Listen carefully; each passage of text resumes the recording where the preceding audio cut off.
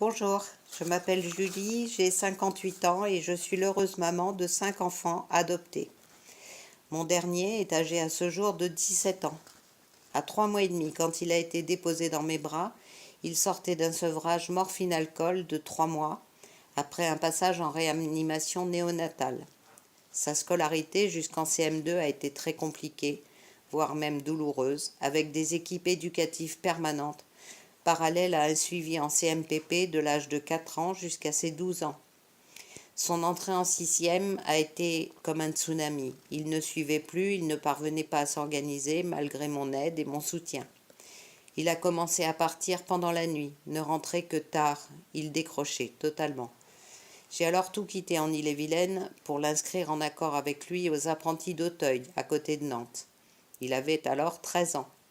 Malgré un super démarrage avec une éducatrice qui lui faisait beaucoup de bien, malheureusement sa violence a repris le dessus, lui valant 3 exclusions temporaires et un conseil de discipline au mois de février 2018 au cours duquel il a été exclu définitivement. Il leur disait vouloir reprendre une scolarité normale. Suite à cette déscolarisation de plusieurs mois, il n'a jamais pu vraiment reprendre. Il a commencé à fréquenter des jeunes délinquants et la spirale infernale des délits, de la drogue, de l'alcool, des gardes à vue, du tribunal, des services sociaux, tout ça est entré dans notre vie. Il m'a annoncé en juillet 2020 qu'il partait vivre chez des potes, qu'il voulait prendre sa vie en main. Je n'ai eu comme seul recours que d'aller faire une déclaration de fugue pour signaler son absence de chez moi, vu que je ne pouvais pas l'attacher à un radiateur. Il était alors aussi sous la responsabilité de l'ASE, bien qu'il refuse un placement, puisque moi j'avais dû demander justement un placement par les services sociaux pour assurer sa sécurité, son encadrement. Vivant seule avec lui et étant hôtesse de caisse, j'avais des horaires qui ne me permettaient pas de rester auprès de lui.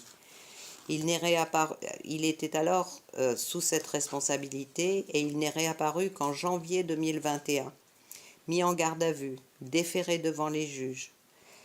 Son père a proposé de le prendre chez lui, puisqu'il était sous contrôle judiciaire, en attendant qu'on lui trouve une place en centre fermé, sécurisé, où nous l'espérions l'un et l'autre, il pourrait être sevré de ses addictions et aidé psychologiquement. Cette expérience que j'espérais positive a duré 1 mois et demi. Il a fugué de chez son père et il est revenu en Loire-Atlantique sans jamais se manifester auprès de moi.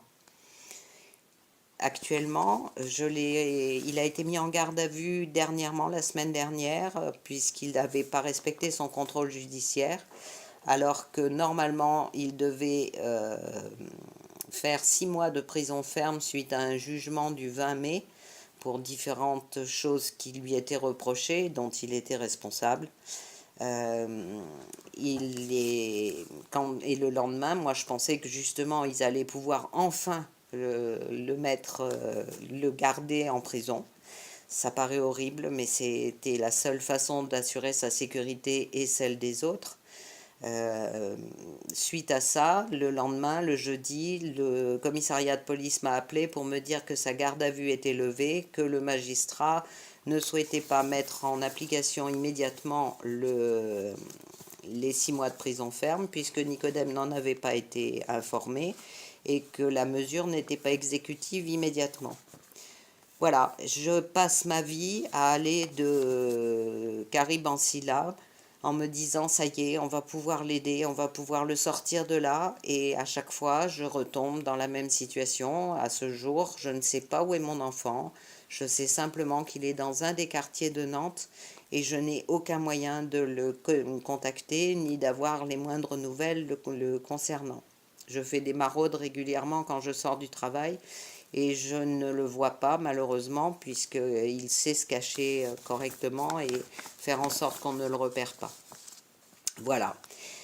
Je pense qu'il est très important de témoigner pour aider les autres parce que des tas d'autres parents sont certainement dans la même situation que moi et qui, au travers de tout ce que j'ai pu vivre et supporter, que d'autres enfants peuvent être pris en charge par des spécialistes qu'il serait important que tout ce qui est le vide juridique actuel concernant justement ces situations-là puisse être repris, vraiment repris dans toutes les formes. Je ne comprends pas qu'au Canada, des tas de familles soient aidées, que les médecins aient fait des tas de découvertes et reconnu justement ce problème du trouble consécutif à l'alcoolisation fœtale, et que nous, en France, on en soit toujours au b.a.-ba comme on l'était il y a quelques années, il y a 10 ans, voire 15 ans de ça, concernant l'autisme.